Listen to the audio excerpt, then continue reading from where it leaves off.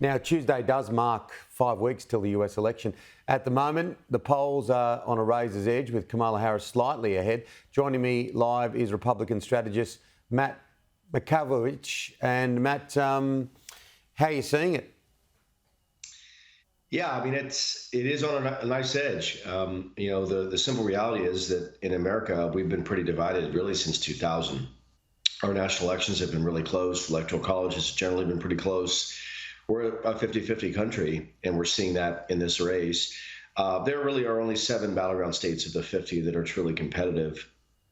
Trump is trying to put New York, New Jersey, and Virginia in play. It's unclear to what extent he's doing that. This election is going to boil down to Pennsylvania, North Carolina, Georgia, Arizona, Nevada, Wisconsin, and Michigan. But really, Pennsylvania is the largest prize, and both sides are fighting the hardest.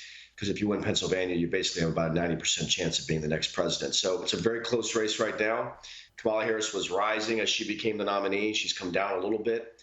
Trump's been a little bit up and down, but boy, they're trading in a very narrow range right now, and either outcome is certainly possible. Matt, from an Australian lens, we just heard from our chief anchor, Kieran Gilbert, and he posed the question to President Biden, how long will the Quad last? Of course, it's a pivotal arrangement. I know it's not a historic arrangement. It's only been around for a small amount of time when you look at political history. But from an Australian point of view, it's very important. How do you view it from a Republican lens?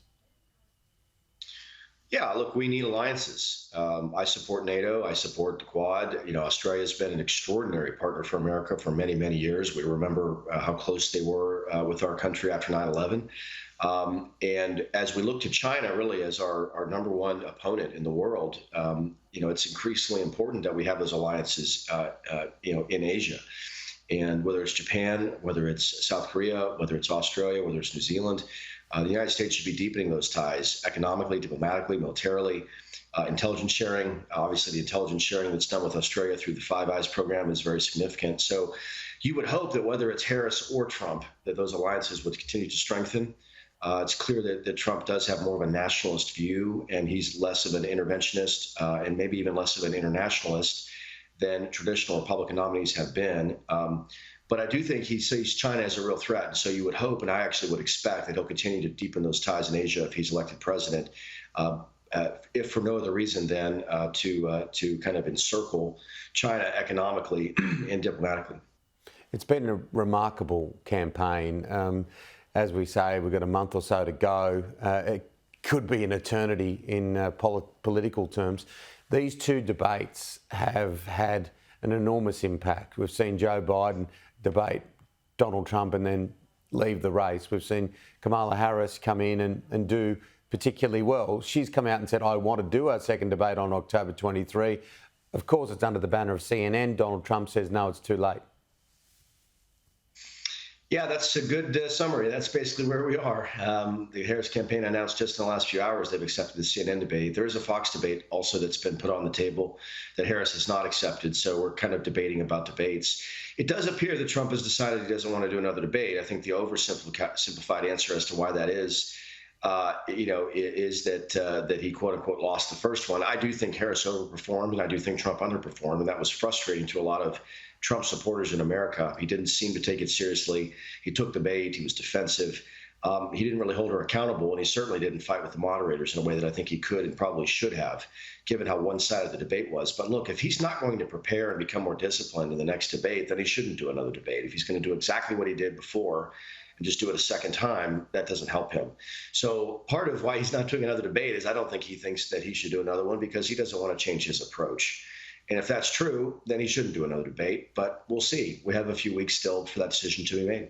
That's the challenge, isn't it, Matt, for Donald Trump right at the moment? And he hasn't been able to do it yet. He had a very choreographed view on Joe Biden and an attack plan. And, pardon me, every time he's baited by the vice president, he's taking it, and he can't quite get the lens right on how to attack his opposition. Yeah, he really needed to ignore some of the attacks that she brought up, and he just doesn't have the ability to do that. I do think he did stay focused on immigration and on the economy, and that was something our people on my side of the aisle really wanted to see. But I also think there were a lot of missed opportunities. I think he, could have held her accountable on a number of issues. She didn't have to explain even on one issue why she changed her view from when she ran for president to where she is now in the period of four short years. But look, this election really is, I think, about whether you're satisfied with the direction of the country. And most people are simply not. Now, whether they think Harris is a change or a little bit of a change or well ready to be president is a separate question. But if you like the direction things are going, you're probably only about a third of the country. And that vote is going to be strongly for Kamala Harris. For the other two-thirds, it's up for grabs. A lot of them are going to be for Trump, and some of them are going to be in the middle. Do they vote at all? Who do they vote for? Where do they live? These battleground states are going to be very, very, very close. Pennsylvania is going to be decided by less than 2%. You could have 50,000 votes or 30,000 votes decide the next president. So it's a absolute sprint to go get those votes in these key areas for the next 5 weeks.